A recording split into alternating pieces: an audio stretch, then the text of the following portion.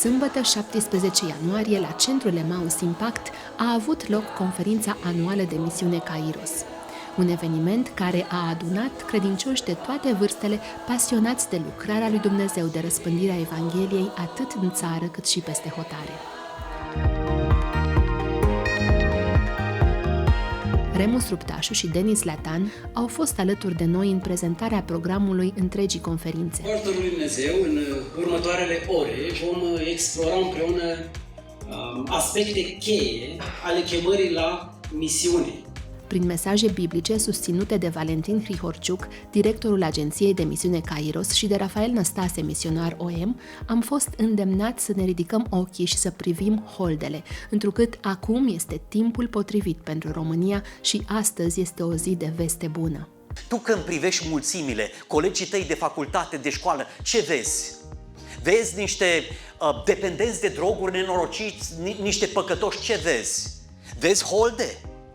Vezi un seceriș, vezi niște snopi? Câmpurile sunt albe pentru seceriș.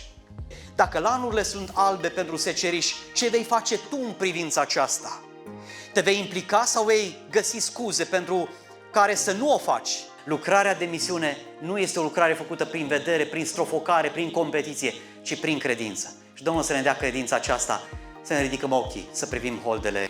Asemenea celor 4 leproși din 2 Împărați, capitolul 7, versetele 3-16, care realizează că nu trebuie să țină doar pentru ei resursele descoperite și noi trebuie să ducem mai departe vestea salvării celor care se află sub amenințarea morții veșnice. Dar voi sunteți aceia care scrieți istoria misiunii.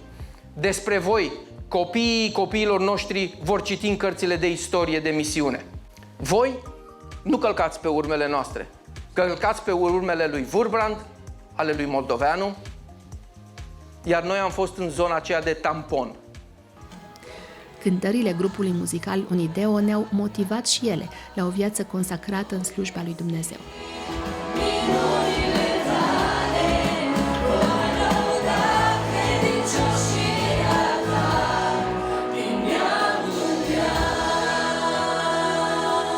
Un punct deosebit al conferinței l-au reprezentat mărturiile de pe câmpul de misiune, în format video și live, atât în plen, cât și în atelierul de misiune transculturală. Mărturii care au adus în prim plan provocările câmpului de misiune și modul în care lucrează Dumnezeu printre națiuni.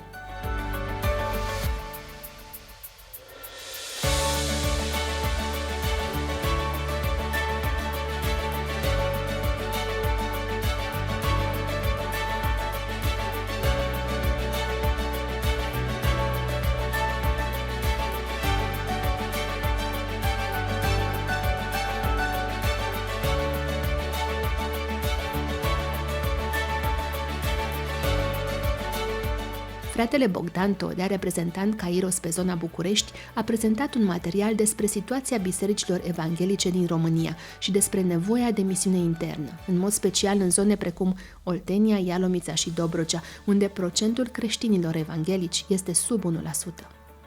Putem să facem misiune externă în țara noastră, pentru că Dumnezeu a trimis în țara noastră cetățeni străini, mulți refugiați, muncitori, studenți. Sunt zone foarte sărace spiritual în țara noastră. Dobrogea, Oltenia, Ținutul Secuiesc, zona Olteniei și zona de sud-est, Dobrogea și aceste județe din sudul Moldovei, unde avem un procent de 0,6% evanghelici. Echipa extinsă care a călătorit anul trecut în Uganda a avut ocazia să împărtășească pe scurt experiența lor de lucrare, motivându-i și pe participanții la conferință să se implice în proiectul de construcție al bazei de misiune de lângă Kampala, capitala Ugandei.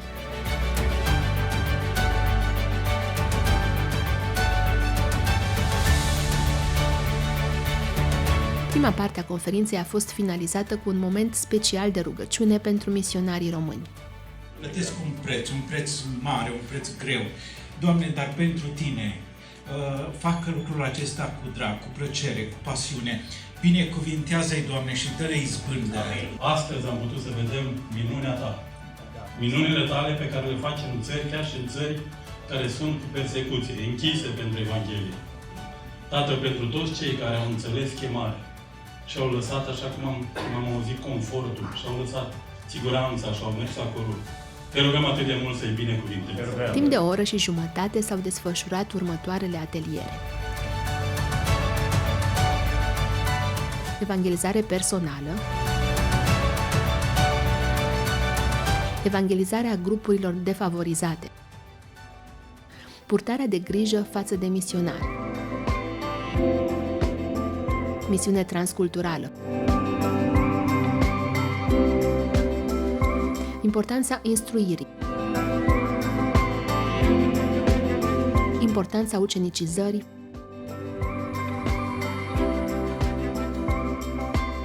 Conferința de la Suceava a fost un timp de reală încurajare, reafirmând chemarea fiecărui credincios de a fi parte activă în lucrarea de misiune și de a trăi Evanghelia dincolo de zidurile bisericii.